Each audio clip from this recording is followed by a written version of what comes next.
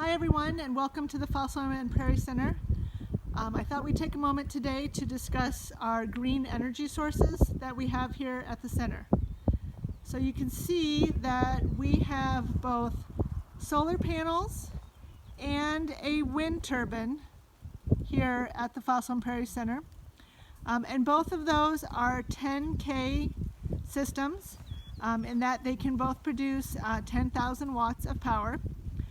We do not have batteries, so we are still connected to the grid, which means if the power happens to go out, we do lose power as well. We don't have any way to store it, but as long as everything is functioning, we are able to produce enough energy for our uses, and any extra actually goes into the grid. So in front of us are the solar panels. They do not move. We have to change their angle twice a year. So in about April and October, we will come out here and change them.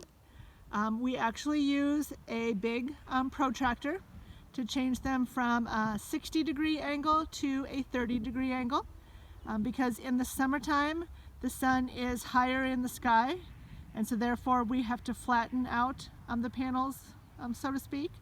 And then in the wintertime, the sun is a little lower in the sky, so we stand the panels up a little bit. They're not tightened up as tight as they can be, so that if we have extreme windy days, the panels will move and flex a little bit. That way they don't break. If you want to know how much we are producing, that can be found over here on these Aurora machines that are located on the side. And as you get closer to them, you can actually see a readout. So the east side is making about 1,700 watts, and the west side is making about 11 to 16. And so that changes throughout the day. So in the morning, obviously the east side makes a little bit more as the sun's coming up, and then as the sun's going down, it'll be the west side that kind of takes over. On windy days, it's our wind turbine that is giving us most of the power. Our wind turbine is a Berge unit. It is 125 feet tall, and it takes a wind speed of 7 miles per hour in order to get the blades to turn. And sometimes I've noticed that standing here, I might not feel the breeze down here, but the wind turbine is turning. So it's kind of neat to see the difference in the wind in just this amount of space.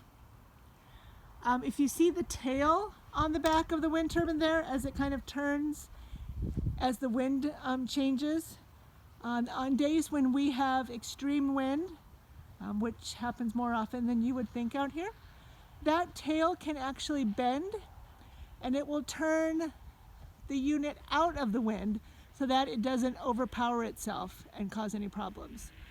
So on really windy days, sometimes that tail is at a 90-degree angle to the direction of the wind, and that's to turn it out of the wind a little bit, and then as it eases up, it'll allow it to come back.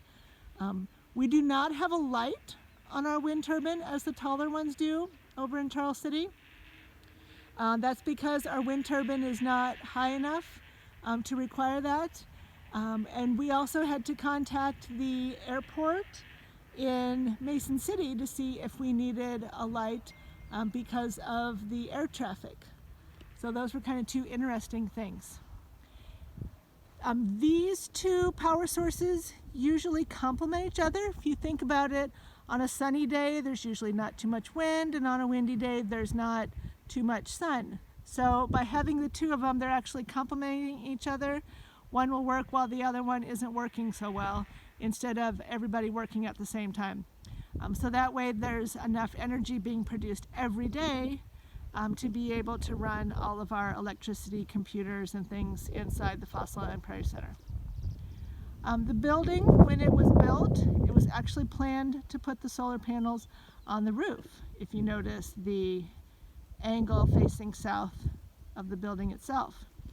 So that was the original plan, but as things change and technology gets better, the decision was made to put them on the ground instead. That way we didn't have to worry about the weight of the panels on the roof or having holes in the roof. And like I said, the other power source that we have here at the Fossil Prairie Center is geothermal. And geothermal is tubes that go into the ground, and that will actually transfer the heat from the ground into a liquid in the tubes, and that helps to heat us up in the wintertime, and then in the summertime it's the coolness of the ground that actually helps to cool us off inside with our air conditioning in the summertime. So we have 3 different ways that we are using green energy with the geothermal, the wind turbine, and the solar panels. Hope you guys enjoyed that. Have a great day. Bye.